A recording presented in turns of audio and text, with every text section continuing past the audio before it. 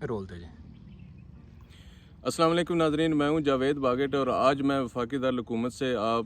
کو اس محکمے کے بارے میں بتانا چاہ رہا ہوں جو دیکھنے میں تو ایک چھوٹا محکمہ لگتا ہے، لیکن وہ پوری دنیا کیا پورے پاکستان پہ وہ بھاری ہے۔ کہا جاتا ہے کہ اگر صدر پاکستان بھی ہوں تو اس ڈپارٹمنٹ کے وہ تابع ہوتے ہیں، چاہے وہ صدر پاکستان ہے، چاہے وہ وزیر اعظم پاکستان ہے، چاہے وہ وزیر داخلہ ہے، کوئی بھی ہے۔ چیف الیکشن کمیشن کی بڑی جو ہے طاقت ہوتی ہے الیکشن میں وزیر اعظم بنانے کے حوالے سے اور الیکشن کے نتائج کے حوالے سے، لیکن جس ڈپارٹمنٹ کی آج میں بات کرنا چاہ رہا ہوں وہ پورے پاکستان میں سب سے بھاری ڈپارٹمنٹ ہے، اور وفاقی دارالحکومت میں اس کا کیا کردار ہے اور اس کے ساتھ کیا ہو رہا ہے، کس طرح سے اس کو یرغمال بنایا ہوا ہے چند لوگوں نے، اور اس کی کیا وجہ ہو سکتی ہے کہ اس کو کس طرح سے یرغمال بنایا گیا ہے، تو وہ ڈپارٹمنٹ ہے محکمہ مال۔ محکمہ مال جو وفاقی دارالحکومت کا ایک ادارہ ہے، ریونیو ڈپارٹمنٹ جس کو کہتے ہیں، وہ آج کل کیا پورے پاکستان جس دن سے پاکستان بنا ہے اس دن سے لے کے آج تک اس کا کردار بڑا اہم رہا ہے۔ ہم آج بھی سوچتے ہیں اور اس بات کو دیکھتے ہیں کہ پٹواری اگر فورتھ اسکیل کا ملازم ہے تو وہ اس کو کرسی الاؤ نہیں ہے، وہ زمین پہ بیٹھتا ہے۔ تو اس میں شروع میں ایک مثال کوٹ کر دوں تو سابق صدر پاکستان اور سابق آرمی چیف جو ہیں وہ ایک دفعہ ایک پٹواری کے پاس گئے، تو انہوں نے کہا کہ میرا یہ معاملہ ہے، یہ مہربانی کریں آپ حل کریں۔ پٹواری صاحب اٹھ کے کھڑے ہو گئے، کہتے ہیں نہیں سر، اب مائی باپ ہیں، آپ جیسے کہیں گے ویسے ہوگا۔ لیکن صدر پاکستان کو کیوں اس 4 کلاس ملازم کے پاس جانا پڑا، کیوں اسے ریکویسٹ کرنی پڑی؟ کیونکہ وہ صدر پاکستان سے زیادہ پاورفل ہے۔ اسی طرح محکمہ مال جو ہے جس کی میں آج بات کر رہا ہوں، وفاقی دارالحکومت کا محکمہ مال جو ہے وہ انتہائی پاورفل ہے۔ محکمہ مال ہر جگہ ہی پاورفل ہوتا ہے، لیکن وفاقی دارالحکومت کیونکہ وفاق ہے، اس میں یہاں پہ زیادہ مافیا زیادہ تعداد میں ہے، اور وہ مافیا کیا کرتا ہے اس کے بارے میں آج آپ کو میں بتاؤں گا کہ وفاقی دارالحکومت میں جو یہ ڈپارٹمنٹ ہے یہ کس کے تابع ہے اور اس کے کون کرتا دھرتا ہے اور اس کو کس طرح سے آگے لے کے جا رہے ہیں۔ تو ناظرین، محکمہ مال وفاقی دارالحکومت کا جو ڈپارٹمنٹ ہے، اس میں اگر میں بات کروں کہ اس میں کتنے پٹواری ہیں اس کے بارے میں بتاؤں گا میں، اور اس کو آپ کو یہ بھی بتاؤں گا کہ اس میں کتنے تحصیلدار ہیں اور کتنے پٹواری کتنے تحصیلداروں کے متحد کام کر رہے ہیں، یہ بھی آپ کو میں بتاؤں گا۔ اور یہ بھی بتاؤں گا کہ اس وقت جو ہے محکمہ مال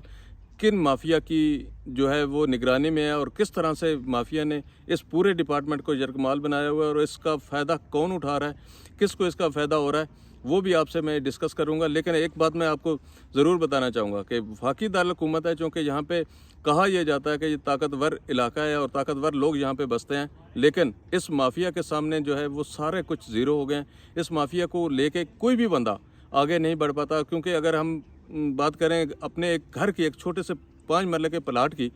تو اگر ہم کسی جگہ پہ 5 مرلے کا پلاٹ خرید لیتے ہیں تو ہم اس وقت تک اس کے مالک نہیں بن سکتے جب تک پٹواری نہیں چاہتا۔ جب پٹواری چاہتا ہے تبھی ہم مالک بن سکتے ہیں، اور بعض دفعہ یہ بھی ہوتا ہے کہ ہم مالک نہیں ہوتا تو پٹواری ہمیں مالک بنا دیتا ہے۔ پٹواری کے پاس بہت سارے اختیارات ہیں، بہت سارے معاملات ہیں ایسے جو پٹواری جس کو لے کے آگے چلتا ہے۔ تو بات ہو رہی تھی وفاقی دارالحکومت کے محکمہ مال کی، محکمہ ریونیو کی، کیونکہ وفاقی دارالحکومت میں محکمہ مال جو ہے وہ طاقتور ضرور ہے، لیکن اس کے اختیار کا استعمال بھی صرف انہی کے پاس ہے۔ وہی چند لوگ ہیں، وہی لوگ ہیں جو اس کا استعمال کرتے ہیں اور اپنا فائدہ اٹھاتے ہیں۔ آپ اگر اس بات کو ذرا دیکھیں کہ وفاقی دارالحکومت میں تحصیلدار کتنے عرصے سے تعینات ہے، اس سے پیچھے چلے جائیں تو دیکھیں پچھلے تحصیلدار تھے وہ کتنے سال وفاقی دارالحکومت پہ انہوں نے راج کیا، اور آج وہ کس طرح کس جگہ پہ موجود ہے۔ تو ناظرین،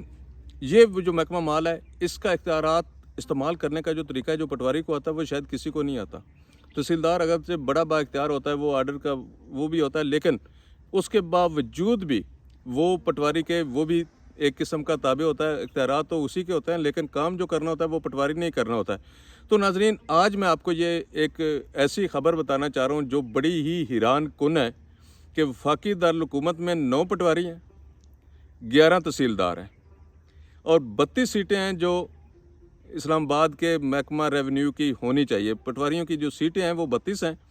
9 پٹواری اس وقت تعینات ہیں، اور 9 پٹواریوں کو چلانے کے لیے 11 تحصیلدار ہیں، جن میں سے نائب تحصیلدار اور تحصیلدار شامل ہیں۔ تو ناظرین، اگر 11 تحصیلدار 9 پٹواریوں کو چلا رہے ہیں تو باقی حلقوں کا کیا بنے گا؟